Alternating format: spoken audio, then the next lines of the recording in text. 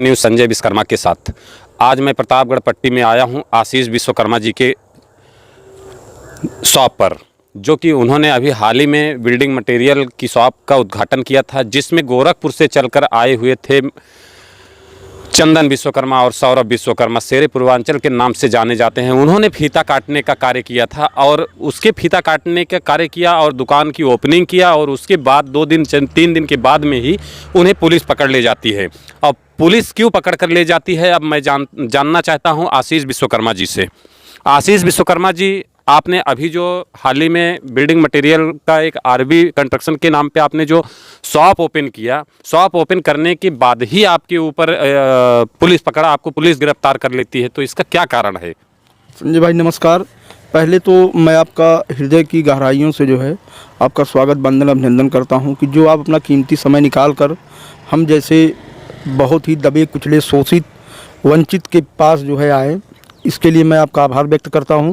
मैं आपको अवगत कराना चाहूँगा कि आज मैं 18 साल हो गया मुझे, मैं काफ़ी जो है संघर्ष किया।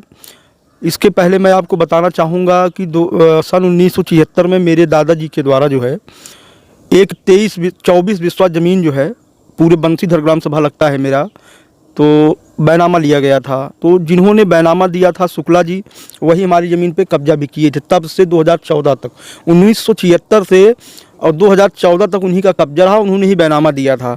तो मेरा परिवार पढ़े लिखे लोग कम थे और वहाँ ब्राह्मण बाहुल्य क्षेत्र था। तो यहाँ पर भारतीय जनता पार्टी के वर्तमान विधायक, वर्तमान कैबिनेट मंत्री राजेंद्र प्रताप सिंह उर्फ मोती सिंह जी थे। तो उसके बाद जब मैं अपने समाज के हित के लिए किसी व्यक्ति के खिलाफ अन्याय होता था तो उसकी आवाज़ बुलंद करता था। सौरभ भैया और चंदन भैया गोरखपुर से आए और सदहा पट्टी निवासी श्री विजय यादव जी थे, हमारे राजनैतिक गुरु रहे हैं, संरक्षण करता रहे, हमारे सुख दुख के शुभ चिंतक रहे हैं। तो उन लोगों के द्वारा जो है हमारे शॉप का फीता काट के उद्घाटन किया गया 15 फरवरी 2021 को। उसके 5 दिन बाद जो है पट्टी कोतवाल नरेंद्र सिंह आते हैं और हमें पट्टी बुलाते हैं और मैं जाता हूं पट्टी कोतवाली शाम 6 बजे। मुझे ज़बरदस्ती मुझे लॉकअप में डाल देते हैं, मारते हैं, पीटते हैं और 315 सीआरपीसी की धारा दफ़ा 25 के तहत वो मुझे जो है अवैध एक तमंचा दिखाकर मुझे जेल भेज देते हैं। तो उनके द्वारा मतलब यह राजनैतिक दबाव के कारण ऐसा पट्टी कोतवाल के द्वारा मेरे ऊपर कार्रवाई किया गया। ये सत्यता है घटना की। आपको क्या लगता है इसमें किसी का हाथ है? आपके खिलाफ कोई साजिश रच रहा था क्या? नहीं, ऐसा तो हम कुछ नहीं कर सकते बहरहाल अभी।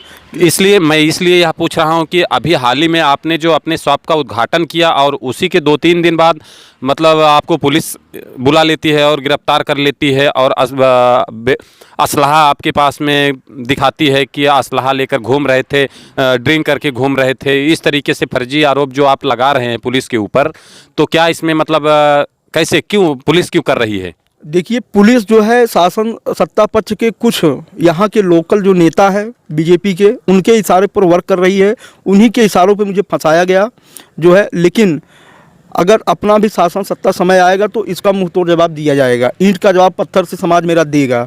और विश्वकर्मा समाज की जो जनसंख्या है प्रति विधानसभा 25,000 है। आपको मैं बताना चाहूँगा, नहीं सॉरी, जनसंख्या तो ये अलग का विषय है।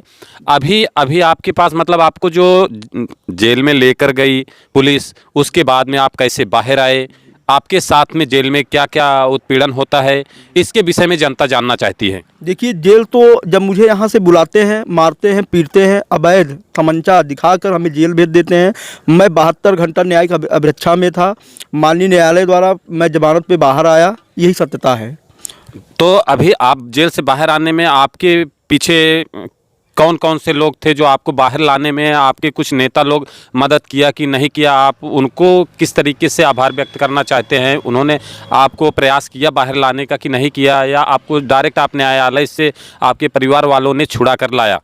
देखिए, अभी तो सिर्फ मैं मेरे सुख दुख में, मेरे इस दुख की घड़ी में मेरे समाज के 3 लोग थे, जिसमें सर्वप्रथम मैं चंदन और सौरभ भैया का हृदय की गहराइयों से आभार व्यक्त करता हूँ कि वो व्यक्ति जो विशेष रूप से मेरे इस दुख की घड़ी में मेरे कदम से कदम मिलाकर मेरा साथ दिए हैं। और संजय भैया, मैं आपका भी आभार व्यक्त करता हूं। उस समय आप मेरी दुख की घड़ी में जो मैं फर्जी जेल फंसाया गया, फर्जी मुकदमा हुआ मेरे ऊपर, आप जिस लायक थे मेरी पूरी मदद किए हैं। और कहा जाता है कि ऐसे सोशल मीडिया में वायरल हो रहा है मैसेज कि जो महेंद्र विश्वकर्मा हैं संयोजक नमामि गंगे, उन्होंने भी काफ़ी प्रयास किया था, उनको आप क्यों आप उनको भूल रहे हैं? मतलब क्या उन्होंने किया था कि नहीं किया था, आपको मालूम है कि नहीं ये बात?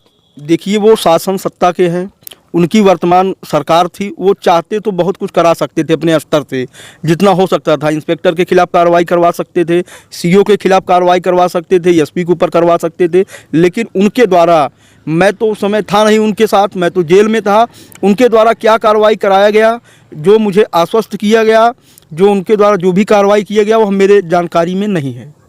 ओके, बहुत बहुत धन्यवाद जो आपने जनता को अपना दुख बताया। और आने वाला समय है, आप क्या राजनीति करना चाह रहे हैं, समाज का भला करना चाह रहे हैं, शोषित वंचितों की आवाज़ को और आगे बुलंद करेंगे, यही से आपका मनोबल टूटता है? नहीं, मनोबल नहीं भैया, 18 साल हो गए संजय भैया मुझे संघर्ष करते हुए, तमाम प्रकार के मैं जो है संघर्षों से गुजरा हूं। तो मैं अपने समाज के उन तमाम नवयुवक साथियों से निवेदन करना चाहूँगा कि अपने हक अधिकार के लिए आगे आएँ, लड़ाई लड़ें, तभी उनको उनका हक अधिकार मिलेगा। आज तक विश्वकर्मा समाज का ऐसा कोई नेता नहीं है जो लोकसभा में हो, राज्यसभा में हो, विधानसभा में हो, जो इनके हक और अधिकार की लड़ाई के लिए आवाज़ उठा सके। जी ओके, बहुत बहुत धन्यवाद सर।